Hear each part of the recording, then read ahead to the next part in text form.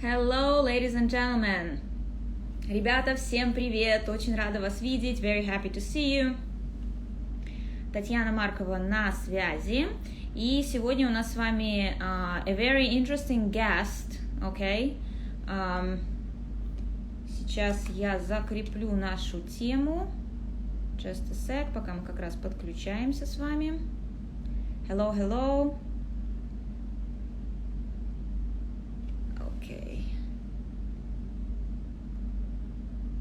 Okay, good. I succeeded. Сегодня у нас интервью с Джимом Метерсом, американцем, очень успешным предпринимателем, миллионером из Флориды.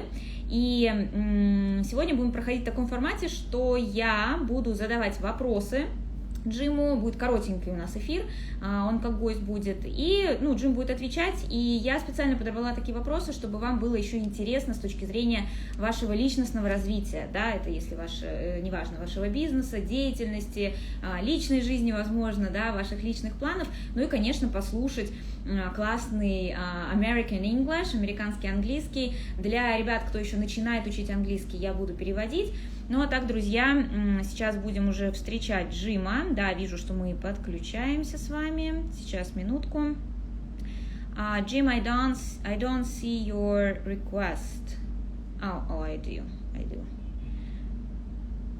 Сейчас, пока я Джима подключаю, друзья, да, напоминаю, что лайки ставьте нам, обязательно сердечки. Это то, что мы будем видеть, что мы будем отслеживать.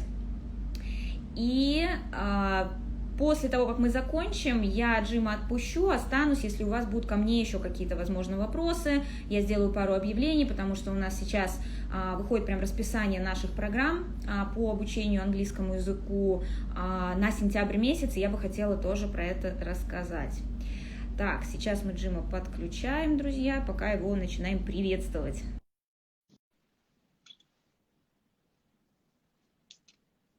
Ждем-с.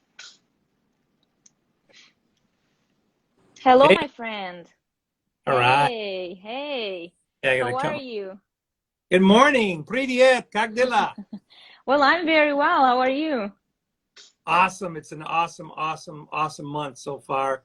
And we're excited here in Florida. Well, great. It's very good to see you. Nice to see you. And I'm very excited to be coming to Florida actually on Tuesday.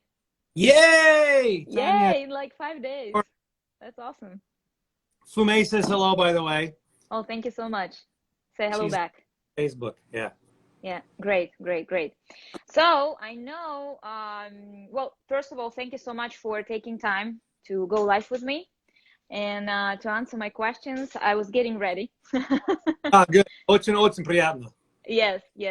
And I really appreciate your experience here. So we can start, if you don't mind. Perfect. Okay, great. Hit with your best shot. Yes, I will. Okay, good. So the first question is very how you say, logical, right? So there is a lot of change going on right now, a lot of instability. So if a person wants to change something in his business or in his activity, what is the first step before he starts, going and changing stuff? What would you recommend he does? If that's clear what I'm asking here. No, I totally got it. I'll tell you, there's a couple of different times in my life when I had one of those situations.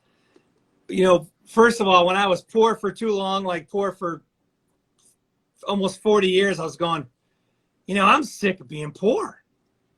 We never have enough money, and my debt keeps increasing, and my money stays the same. And I was like, okay. I told him, I said, we have to change something. For sure. So let me translate that. Some of the guys are still beginners. So. Ребят, первый вопрос, который я задала, я говорю, Джим, смотрите, то есть, если человек решает что-то поменять в жизни, да, то есть, открыть еще одно направление в бизнесе, вообще бизнес поменять, деятельность поменять, вот с чего ему начать, прежде чем пойти и что-то менять в жизни, да, есть же какие-то, знаете, такие предварительные шаги. И он начал с того, что, если свою ситуацию брать, я бы посоветовала следующее. Вот у меня, когда я там больше 20 лет назад уже понимал, что меня не устраивает моя финансовая ситуация, что денег хватало только на покрытие долгов и просто жизнь, то есть, ну, не было вот каких-то заделов, да, на будущее, то я просто приняла решение, что мне, как говорится, все надоело. Okay, go ahead. So basically, when you find yourself in a position like I found myself, I mean, it's like I'd been poor a long time. And finally, one day I went, I don't like being poor. So at some point, you have to be in a position where you're ready to change your life. И, конечно, первое, ну, надо понять, что вы действительно находитесь в ситуации, что вы готовы поменять свою жизнь, то есть вас просто достала текущая ситуация, например, там, с финансами, с чем-то еще, да, и что уже это продолжается какое-то время, это не меняется, то есть вам надо осознать вот эту вот сам факт того, что надо что-то менять. The first thing to do is kind of make a list of all the great things about your life and the good things about your life and the crappy things about your life, and make this list and go and really look at your life. Look at it. И я рекомендую сделать следующее. Вот рассмотрите свою жизнь как есть. Что это значит? Вот напишите, прям сделайте 2 колонки. Что вам нравится в своей жизни, что хорошего у вас есть, и что вас не устраивает. И прям рассмотрите это, посмотрите на нее со стороны. And then you have to make a decision. Дальше это, конечно, решение. Принимайте решение. You know, and you got to decide, I'm going to double my income, or I'm going to triple my income, or I'm going to be a millionaire. Whatever is your decision based on looking at your life. What do you really want? И из того, что вы увидите, вы поймете, чего вам не хватает. То есть, если это финансовые цели, хорошо, вам в 2 раза надо увеличить доход, в 3, или вообще стать миллионером, да, какие-то крупные цели себе поставить. Что вы хотите? Вы для себя должны ответить на этот вопрос. Anybody, because I'm just a poor kid from Michigan, anybody can change their life. То есть любой человек может поменять свою жизнь, любой. То есть я тому пример, я просто обычный парень из Мичигана с очень даже не богатой и не обеспеченной семьи.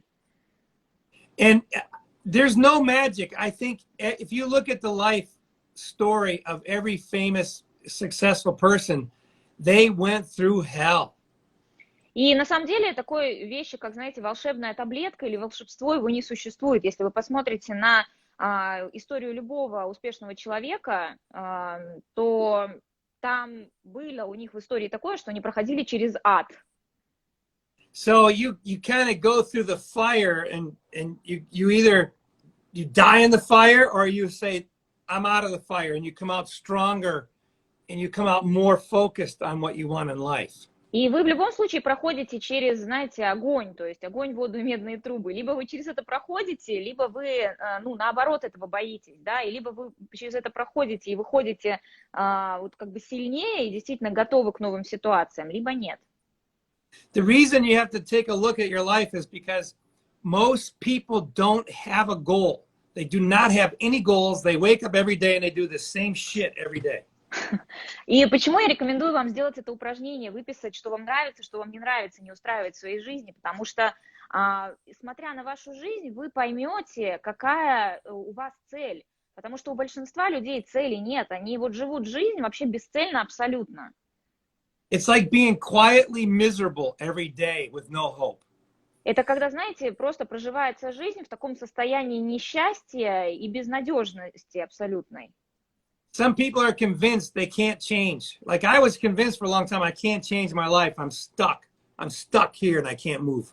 И вы знаете, многие люди, и я был в такой ситуации, когда я был убежден в том, что ничего в жизни не поменяешь. То есть вот есть у меня определенный уровень жизни, и я не могу через него перепрыгнуть. Я долго жил с такой идеей.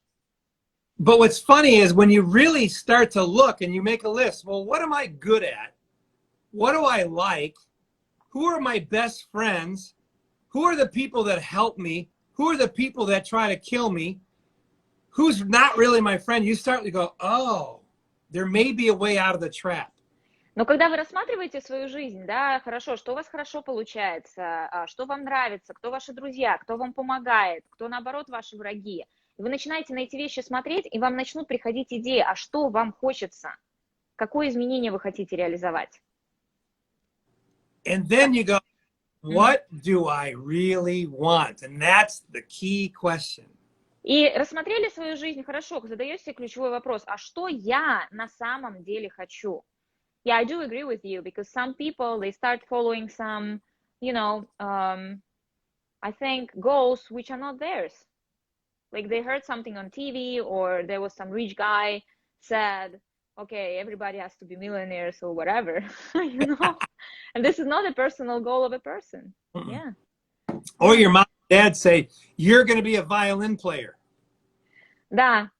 И я с Джимом согласилась, я говорю, абсолютно точно надо задать себе вопрос, моя-то цель в чем? Потому что очень многие люди, они с навязанными целями живут, то есть где-то по телевизору что-то услышали, какой-то гуру что-то сказал, что все должны быть миллионерами, и Джим говорит, да, либо мама с папой сказали, ты должен играть на скрипке обязательно, и человек с этой идеей живет, да, что это не его цель вообще, он не хочет делать. Поэтому этот вопрос обязательно нужно на него ответить. Well, that's a great answer. Thank you very much. So let's go to the next question. Well, per statistics, the most stress in life people have because of money, like the financial stress, right? Because of the family dependent on the money, you know, your life depends on it, and things like this. So I'm sure you had times in life when you were stressed and you felt stress about money. So what do you do now, or what would you recommend a person who is in a financial stress? What his action has to be? This kind of question. Yeah.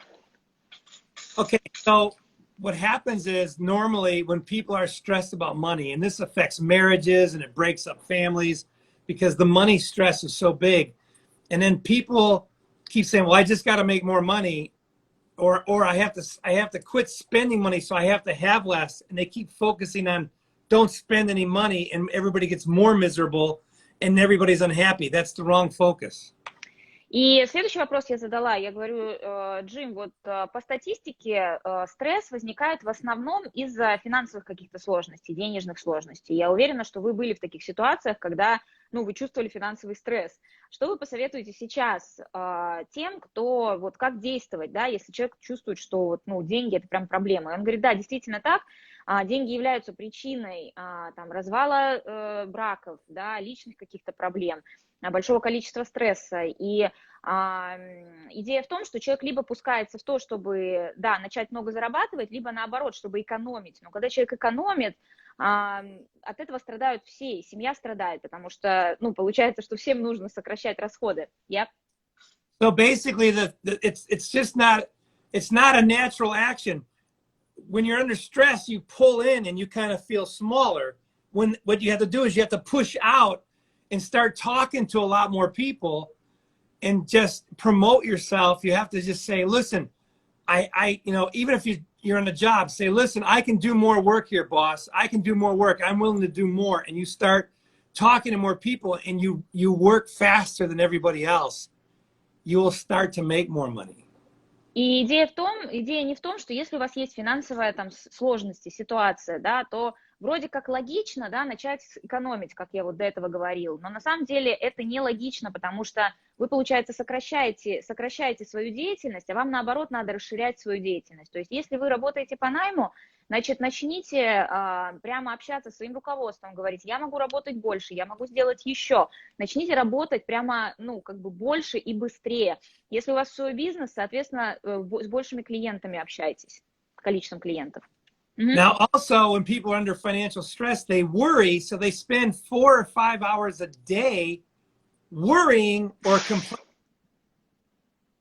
I mean, use that time to communicate good things to other people or sell something. Get a second job where you can sell something, but you need to get out of your house. You need to get out of your head, and you need to communicate.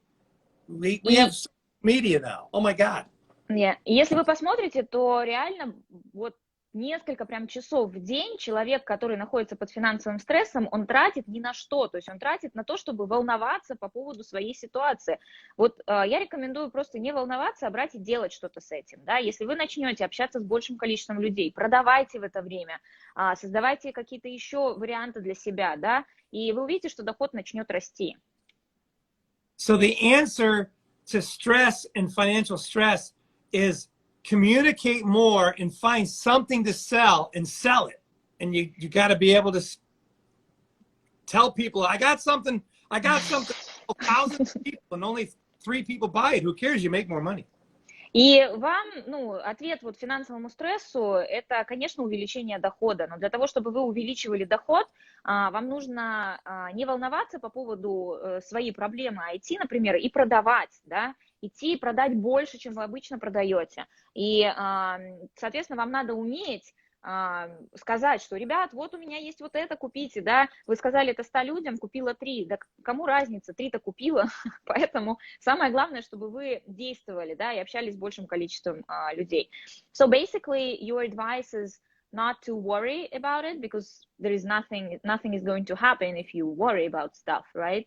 But to actually go and do something about it, and Do anything. Yeah, do anything, yeah. Don't spend money you don't have. That's just stupid. Don't spend more money to so go out and communicate more. If you communicate more, something good will come. Someone will say, I got an extra job for you. And you're going, oh, thank God. Well, that's great. Я подвела резюме, я говорю, то есть идея в том, чтобы не сидеть, не беспокоиться, потому что беспокойство никак не поможет, не переживать, а идти и что-то с этим делать. Он говорит, да, абсолютно точно. И вы просто увидите, что жизнь начнет меняться, если вы начнете общаться с другими людьми, да, заявлять о себе, искать какие-то варианты, то есть здесь начнет что-то меняться. Хоть что-то делайте, да, все верно. Do anything. Yeah. No, Yeah. when in doubt, stop complaining and go out and do something. Even just walk around and look for some opportunity. When you start looking outside, good things come. Вы знаете, здесь даже вот это буквально можно применить. То есть если вы чувствуете, что у вас большой стресс и вы волнуетесь, вот идите и что-то хоть сделайте. Идите хотя бы прогуляйтесь, посмотрите вокруг. Потому что когда вы внимание вытаскиваете, вам начинают идеи какие-то приходить. А вместо того, чтобы, когда вы сидите и беспокоитесь, ничего, никакая идея не придет.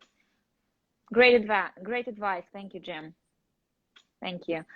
Okay, good. Next question I have is... success. Well, I've read your book, the new ebook. It's amazing. It's great. And you have an infographic there about the success, the path to success, right? That success doesn't look like this. Success looks like looks like this kind of style, yeah?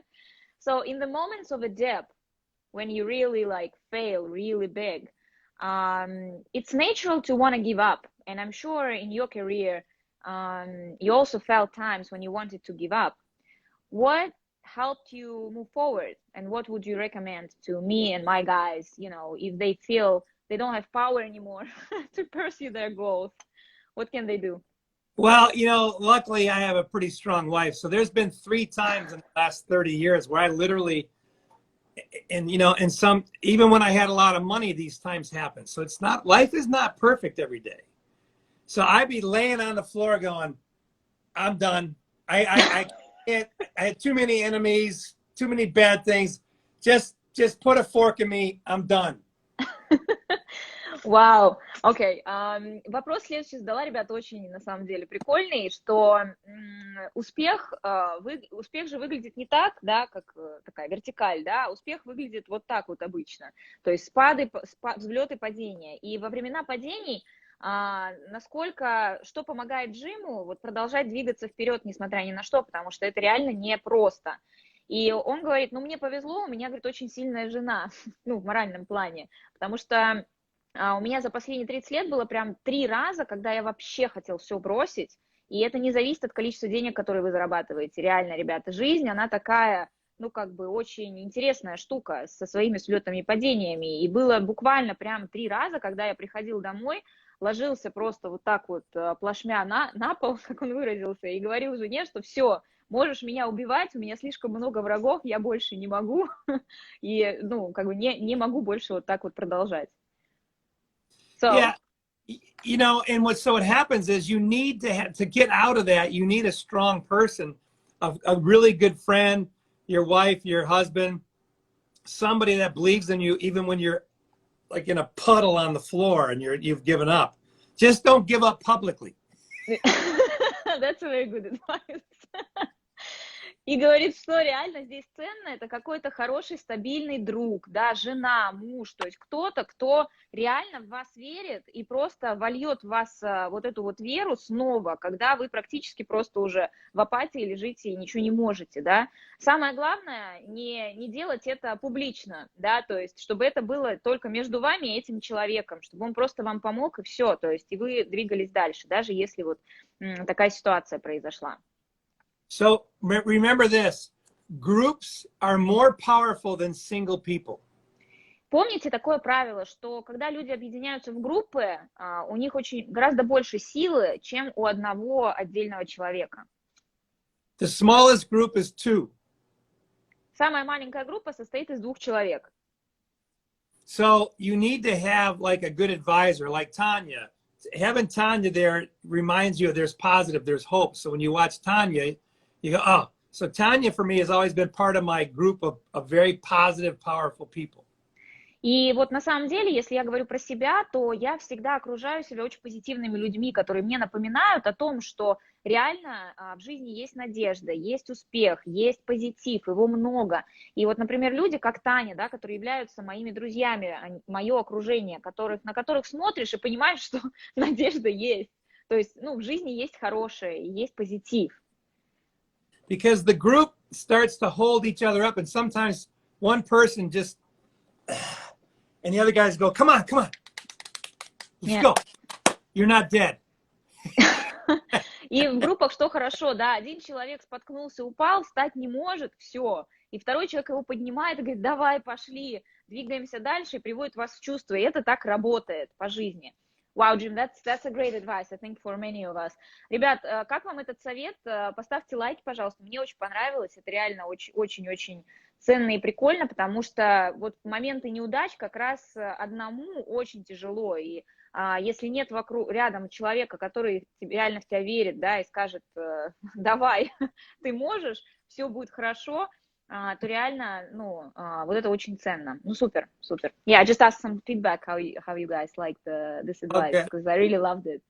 Well, let me tell you one story from 30 years ago. Yes, please. I had a really bad day of sales, and it was like everybody said I was a piece of shit, and I was like, maybe I am. And I came home and I was laying on the floor of my apartment. I had no money, I was poor, but I was laying there like I'm not worth anything. Вау. Он говорит, Джим говорит, слушай, давай, говорит, я тебе историю реальную расскажу. 30 лет назад у меня не было еще денег, да, то есть я работал на работе, и 30 лет назад я пришел домой после ужасного дня на работе, то есть у меня вообще не было продаж, мне, ну, большая неудача, короче говоря, и я просто пришел, лег на пол, буквально в квартире, и говорю, я вообще ничего не стою, я ничего не могу, то есть как я ничтожество, идея в этом.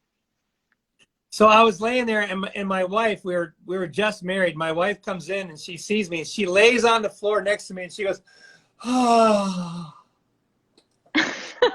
И моя жена, мы только поженились с ней недавно, на тот момент, и она видит, приходит домой, видит, что я лежу просто в апатии, в полной, и она что делает? Она ложится рядом со мной на полу и так тоже вздыхает сочувствующе, просто ничего больше не делает. And she looks so sad. Но она при этом выглядит очень, she looks so sad, и выглядит реально грустной. And I look at her, and I start laughing. И я на нее поворачиваюсь, смотрю, а она реально вот такая грустная. И вот по поводу ее поступка я просто на нее смотрю и начинаю смеяться. So I get up off the floor, and I help her off the floor. I said, what are you doing? She goes, I saw you looking sad, so I just laid down next to you and looked sad. И я ее поднимаю с пола и говорю, что ты делаешь? Она говорит, ну, в смысле, я пришла, ты лежишь, грустный тут, в печали весь. И я решила к тебе присоединиться и тоже быть в печали вместе с тобой. And see, I was brand new in sales, and this is 30 years ago in the beginning of my sales career. So many people said no, and I was like, I can't take it. И какая была ситуация, да, вот это было 30 лет назад, я в продажах только начинал, и у меня просто был пик, наступил того, что я слишком много отказов в продажах получал как новичок, да, я просто не мог больше этим заниматься, да, то есть мне было очень тяжело, и вот поэтому в этой ситуации она мне просто вытащила, да, подняла мне настроение. The average in the whole world for a salesman is 80% no's. И вообще в среднем, если вы не знали, то в отделе продаж, если работает менеджер по продажам и так далее, то 80% клиентов ему будет говорить нет. So you get a lot of no's when you're trying to sell your product.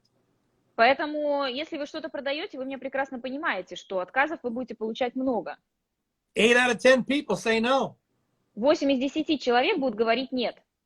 Нет, нет, нет, нет, нет, нет, нет, нет, нет. Like, oh, fuck.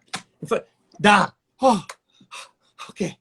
И поэтому тот человек, который говорит да, он очень сильно вас реабилитирует. Yeah. You have to, that's why you have to have a goal. And you have to have a reason for waking up in the morning, because that gets you through the no's. И поэтому еще, чтобы вот переступать через эти неудачи, да, через эти нет, отказы и так далее, нужна цель, на которую вы смотрите, которая дает вам энергии двигаться через это, проходить и двигаться дальше. So basically, to sum up what you've said is what helps you to overcome failures is a goal, a clear goal, which will help you move forward, and your close environment, like people who believe in you, who would, tell you, listen, I believe in you, you're gonna make it, just get up and go. At least one. You need at least one person with you, preferably 10. Yeah. И я подвела итог, я говорю, то есть, чтобы справляться с неудачами и проходить сквозь них по жизни и все-таки продолжать двигаться к успеху, нужна цель, которая вас мотивирует, да, все равно это делать. И второе, это окружение. Он говорит, хотя бы один человек, который в вас верит и который вас, если что, поможет поднять с пола, да, и сказать, слушай, все нормально, я в тебя верю, все будет хорошо. Лучше, конечно, чтобы таких было 10, как же сказал Джим, но одного хватит. Well, great. I have a couple of last questions for you.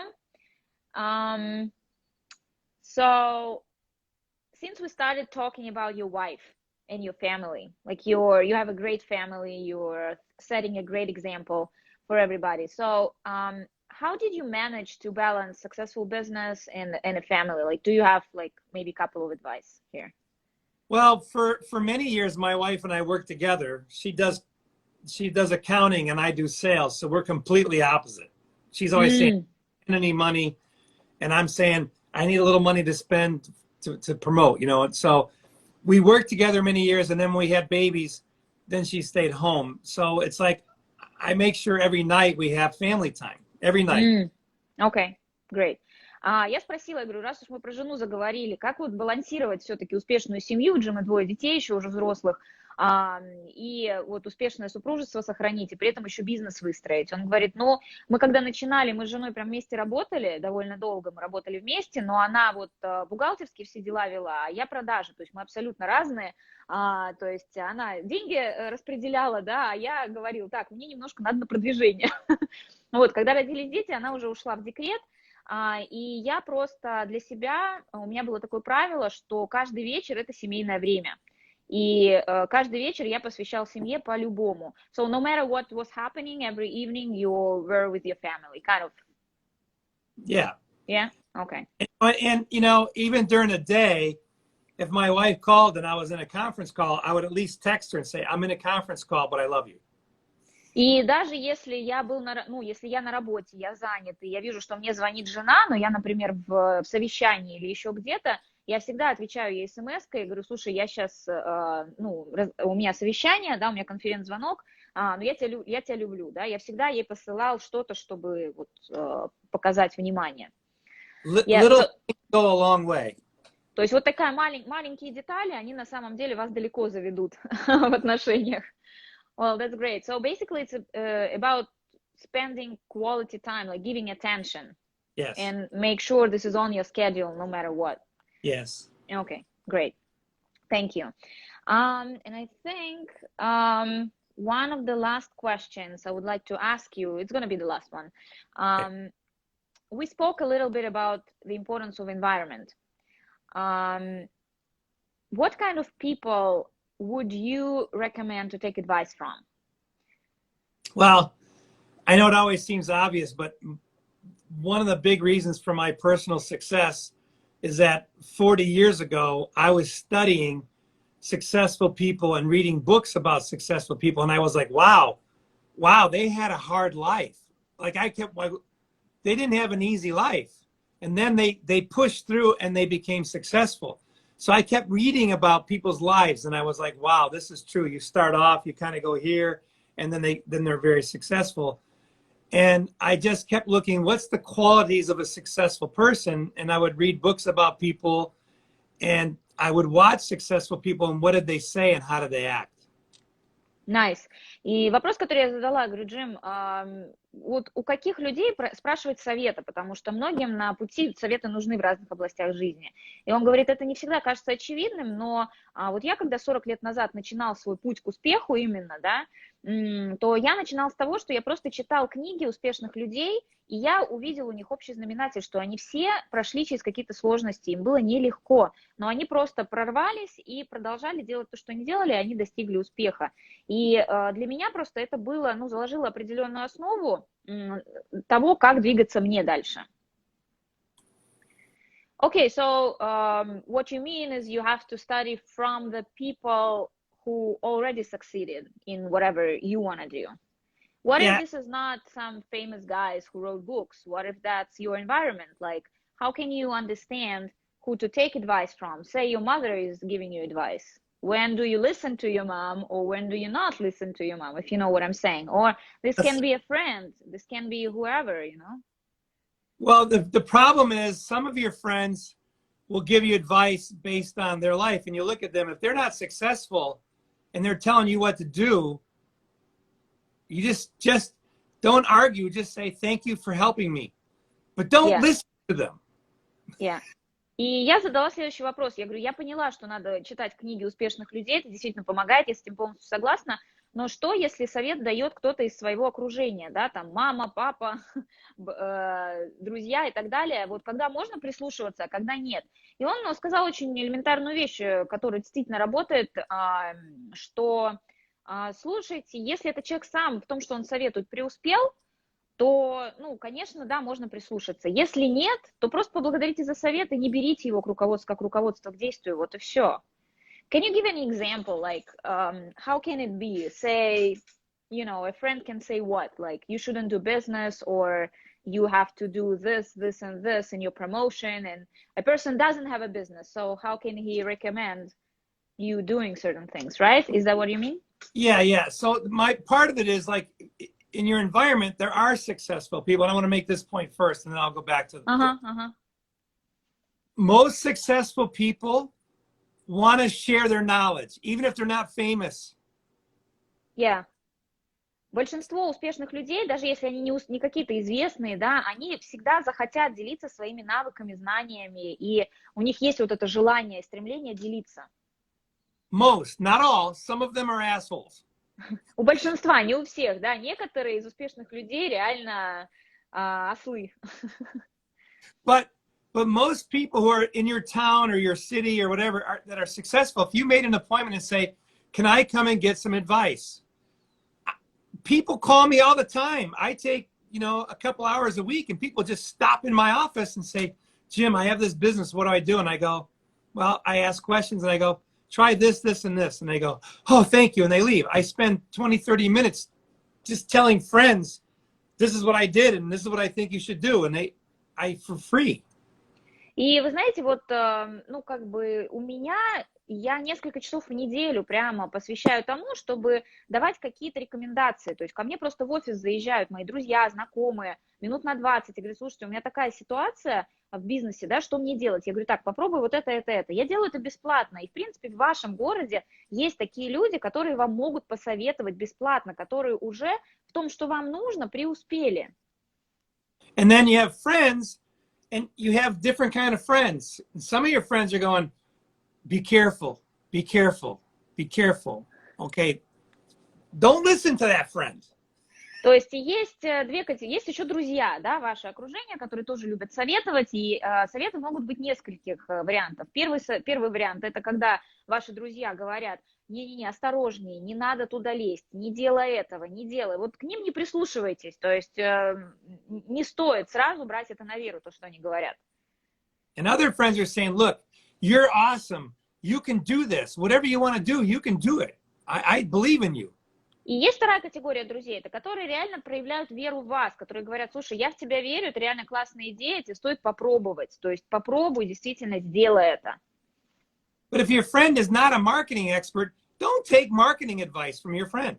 И, конечно, это хорошо, когда вас поддерживают, но если ваш друг вам что-то советует по маркетингу, например, как вам продвигать свою компанию, но при этом он никогда этого не делал, и это чисто у него теоретические знания, то, конечно, не слушайте это. But some of your friends are going to go, oh, you know, you shouldn't do that. You're probably going to fail. That's not really your friend. Ну и, конечно, есть категория друзей, друзей в кавычках, да, которая будет говорить о том, что, ну, у тебя ничего не получится, ну, ты же понимаешь, что все равно ты успеха не добьешься. Но осознайте, что это не ваши друзья просто, и все, если вы такое видите. Or your ideas are too big. You shouldn't do that. Либо люди, которые говорят, что ты слишком крупно мыслишь, да, слишком ты тут разбежался со своими идеями. То есть это тоже не ваши друзья, сразу в категорию попадают. And the only problem right now is there's so much information on the internet, you don't know what's really true and what's really not. И сейчас проблема в том, что в интернете столько всякой информации, что очень сложно определить, что является правдивой информацией, а что является неправдивой информацией. So how do you find out? You have to keep a journal. So if your friend says, hey, try this, write down the date. My friend Joe said, try this, and then write down the results a week later. I tried that. I almost died. И поэтому я что рекомендую делать, да, то есть ведите небольшой такой блокнотик, где вы записываете: вот Джо мне порекомендовал сделать вот это.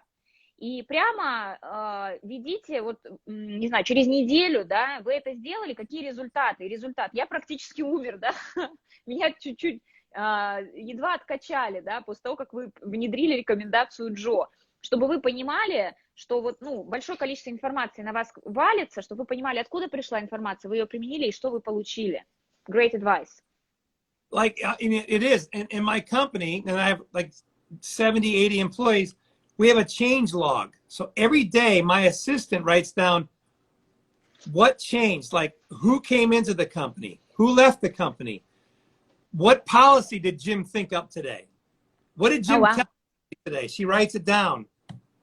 У меня в компании есть так называемый журнал изменений, который мы ведем каждый день. Что это значит? Это значит, что каждый день мой секретарь записывает прямо, кого мы уволили, кого мы приняли на работу, какое правило Джим новое ввел. У меня там 80 сотрудников работает, да, естественно, у нас каждый день что-то происходит, чтобы мы понимали, что у нас, какие изменения были введены. So, like, let's say your stats or your statistics going up, and you hire a guy right here, and the statistics are going down in your company. Зачем это нужно? Вот смотрите, представьте, у меня в компании статистики растут, да, и вот здесь в этот день мы наняли какого-то сотрудника, члена команды, и в этот же день, например, статистики стали падать. You know this, Tanya. Yes, I do. I very well know this. But if you don't keep track every day of the dates and times, 365 days later, you go, what happened? I go, I don't remember. There's too much happened. И таким образом вы можете отследить все, что угодно, да, если вы через год, через 365 дней задумались, а почему у вас тогда упала статистика, конечно, вы никогда не вспомните, кого вы там наняли, что произошло, какие изменения были сделаны, если у вас это не записано. А таким образом вы очень хорошо это понимаете. We just pull out our changes log, we go, oh yeah, 12 weeks ago, we hired this person.